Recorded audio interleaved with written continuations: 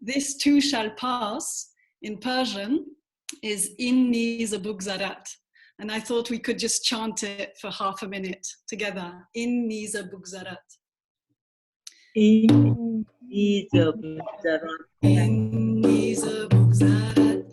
Inni Zabugzarat. Inni Zabugzarat. Inni Zabugzarat. Inni Zabugzarat. Inni Zabugzarat. Nisambukara, Nisambutara, Nisambutara, Nisambutara. Thank you. So I'm actually in Andalusia, just like Sonia, and I'm actually near Granada, but I think you live in Sevilla now, right, Sonia? Yes. Yes. So I moved here a year ago, and Sonia and I have not met yet. We just chatted when we first arrived on Facebook. So I'd love to meet you very soon. So, well, you kind of made my decision for me because I was hesitating between 2 or 3 stories. So now I know I won't tell that one, the King's Ring or Inni. So I think I'll tell, oh, I haven't introduced myself. So yeah, I live in Spain, and I've been storytelling professionally for about 5-6 years now. In India, in Ladakh quite a bit, in Delhi, and then mostly in Spain in theatres. And I specialize for children, adults and teenagers in storytelling for English learners. So for them to kind of get the language in context and enjoying the language through stories. So they get to sort of enjoy learning English.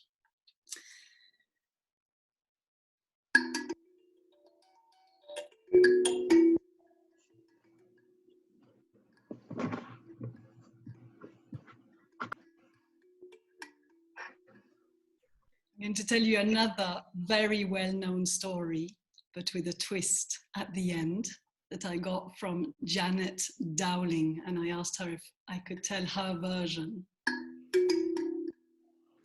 There was a man who, whatever he tried, seemed to fail. For example, he opened a hat shop, and just then the fashion changed and everybody stopped wearing hats. Every time he took his bicycle, he had a puncture. He tried a vegetable garden, and he was the only one in his whole village who had slugs and worms in his garden. And he always repeated, "Why, oh why have I no luck?" And one day, one of his neighbors was fed up and said, "Just go and ask the wise woman at the end of the world." Wise woman? Yes, you just have to walk straight, straight, straight, and you'll get there.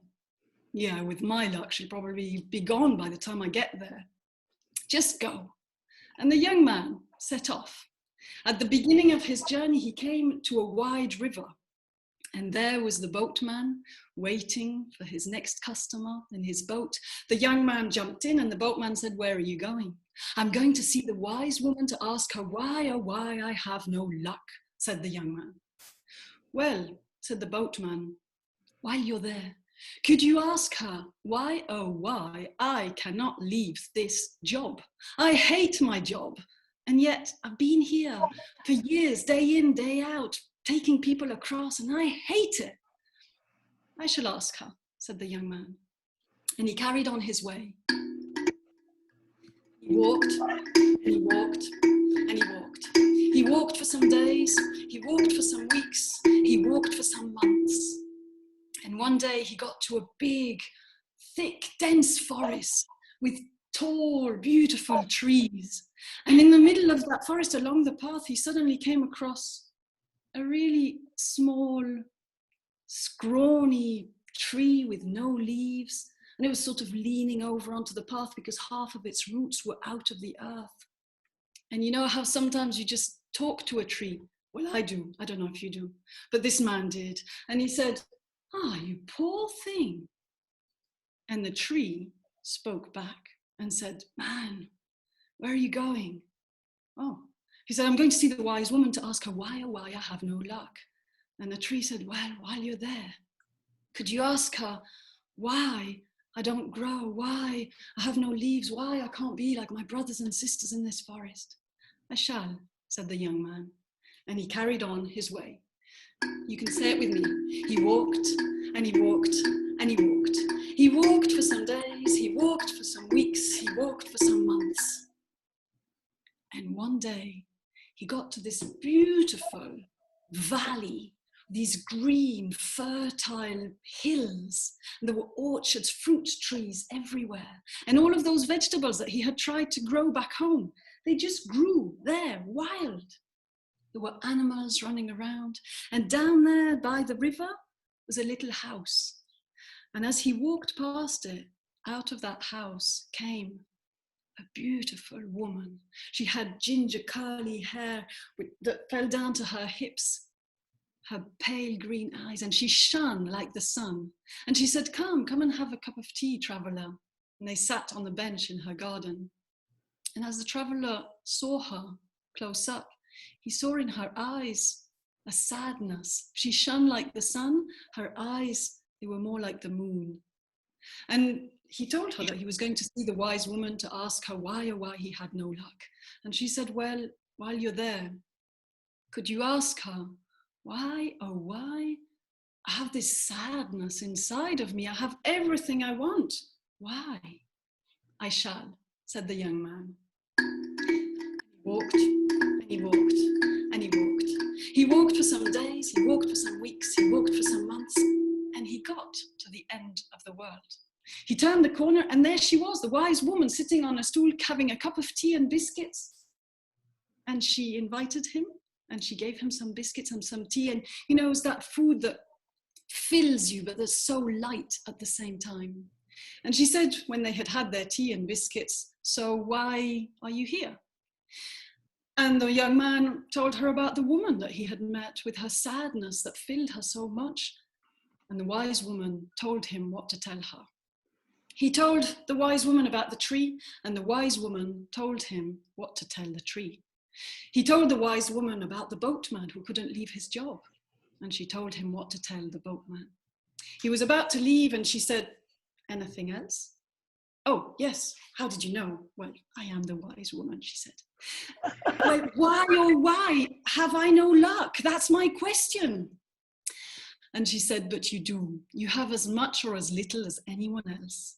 And all you have to do is look for it. Keep your eyes wide open. And when you see it, grab it with both hands, no hesitation. Understood? Yes, yes, said the young man.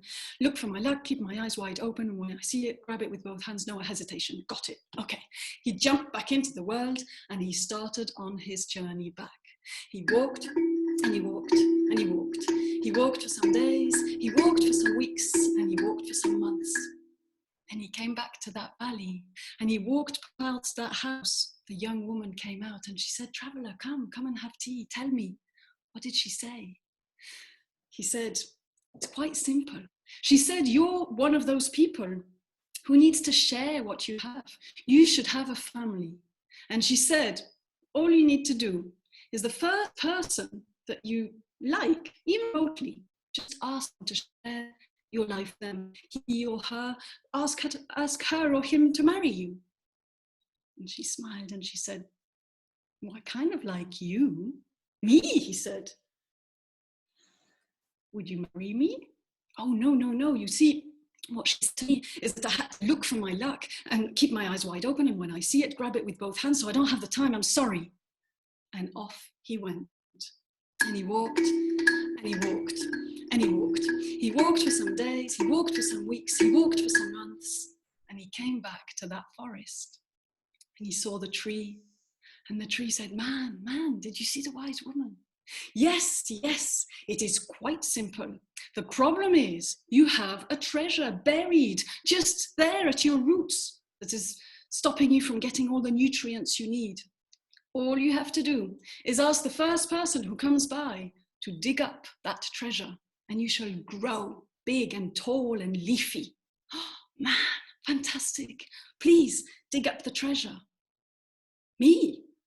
no. You see, what she told me is that I have to look for my luck, keep my eyes wide open and grab it with both hands when I see it. So I don't have the time, I'm sorry. But I'll tell the first person I see. And off he went. And he walked, and he walked, and he walked. He walked for some days, he walked for some weeks, and he walked for some months. And he came to the river. And there, in the boat, was the boatman sighing, waiting for his next customer. The young man jumped into the boat. "Ah, it's you," said the boatman. "You're back. What happened?" And the young man, he told him about everything. He told him about the wise woman. He told him about the young woman who needed to marry someone. He told him about the tree who that had a treasure buried under it. And the boatman said, and what about you? And he said, "Yes, you told me to keep my eyes open and to grab my luck when I see it, and no hesitation." "And what about me?" said the boatman.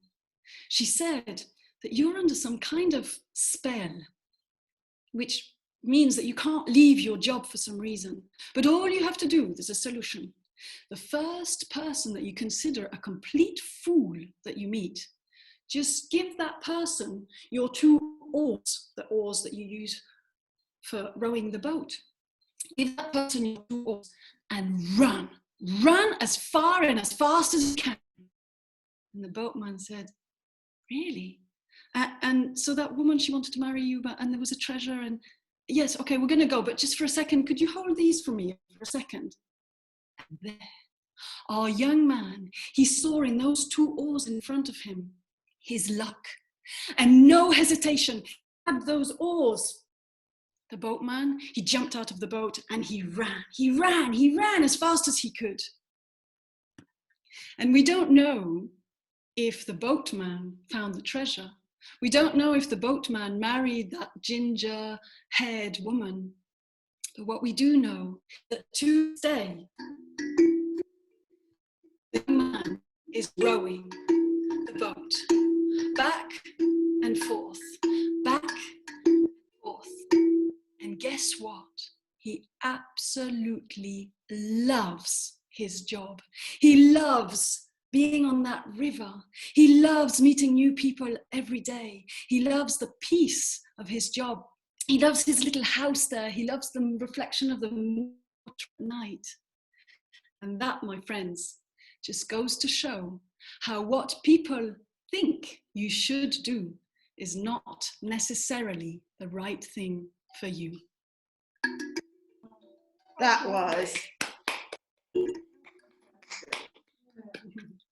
was amazing, if I may.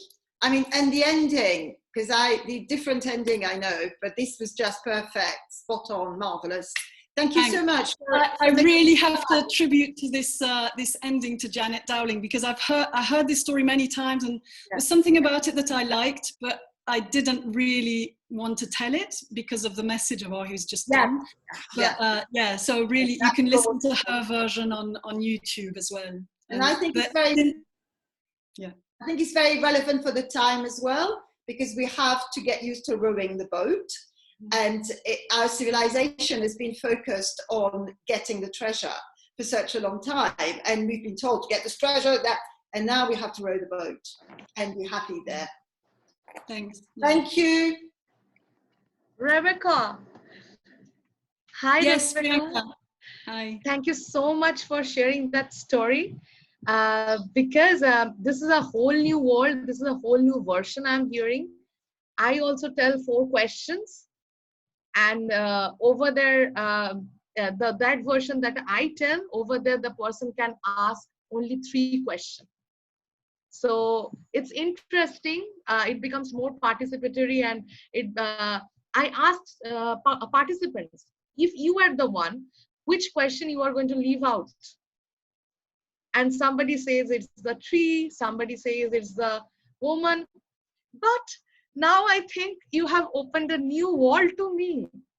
And I can see ending it in a different way now again. Thank you so much. And you reminded me of that story of the London Bridge, where there was this man, you know that version, right? Yeah. Beautiful. Thank you so much. Thanks, Priyanka. Can I just add that I know the story as well, and I love the story, but when I tell it, it's always very dark because he's going through a forest and he gets eaten at the end.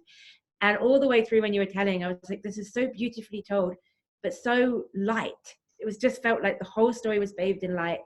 You seemed so calm and happy when you were telling, like there's a lightness in your, even in your face, like in your smile here, it's kind of very airy. And you had such beautiful language. You talked about jumping back into the world and her face like the sun and her eyes like the moon. And it was, yeah, just lightness and delight. And then I was so happy that you had the different ending so that you kept with that light theme. And I think such a great message for us to hear as well, of the fact that our luck might not look like other people expect it. So thank you so much. I thoroughly enjoyed it. Thanks, Anna. Nice to meet you finally. But yeah, that ending, I think also today I was sort of reflecting because I could see that Eric was asking people, why are you telling them? I'm like, I don't know, it's just the story that wanted to come out. But also sometimes we are those other people who think we should be doing things, and maybe that happened to me a little bit in this lockdown, you know. It's just been so frenetic in a way. You need to take advantage, you've lost your job, so you need to find something else. And so it's kind of, sometimes that pressure comes from ourselves and not necessarily from society.